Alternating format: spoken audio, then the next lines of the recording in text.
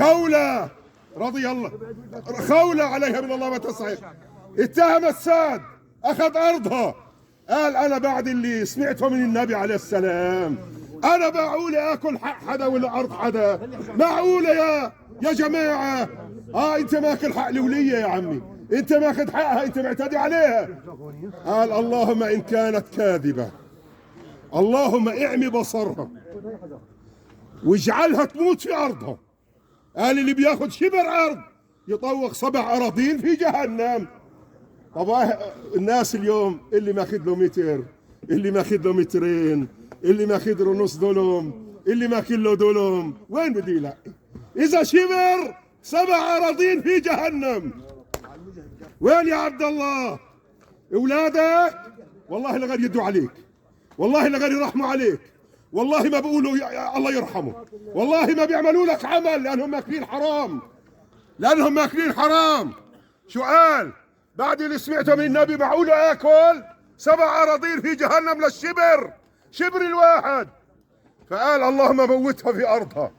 الله اخذ بصرها وفي حفره في ارضها قاعده بتحسحس، كانت ابرها والعياذ بالله.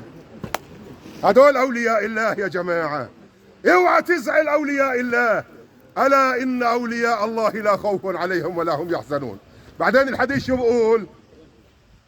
من عاد لي وليا فقد اذنته في الحرب. من عاد لي وليا، والله يجعلنا اولياء لله، الله يجعلنا اولياء لله، الله يجعلنا ما احنا ماكلين حرام دعائنا مستجاب. الله يجعلنا يا الله نعرفك حق المعرفة يا رب، نحبك حبا جما يا الله، نحبك حبا جما، نحب ما تحب نكره ما تكره يا الله.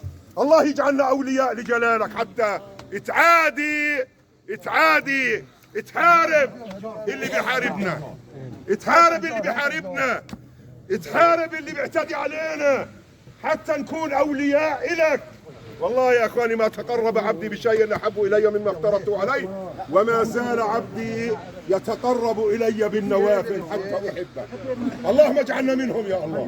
فان احببته كنت سمعه الذي يسمع به، وبصره الذي يبصر به، ويده التي يبطش بها، وقدمه الذي يسعى عليها. ولئن سالني طلع يا عبد الله، ولئن سالني اعطيته، ولئن استعاذني لاعيذنه، ولئن استعاذني لأعيذنه. اللهم لا تجعل فينا عاصي، اللهم لا تجعل فينا ولي للشيطان، اللهم لا تجعل فينا محارب للرحمن، اللهم لا تجعل فينا تارك للصلاة، اللهم لا تجعل فينا تارك لصلاة الفجر في جماعة، اللهم لا تجعل فينا مرابي، ولا تجعل فينا مدمن للخمر بروح على النار، ولا مدمن دخان يا الله، اللهم ولا مدمن دخان يا ذا الجلال والإكرام.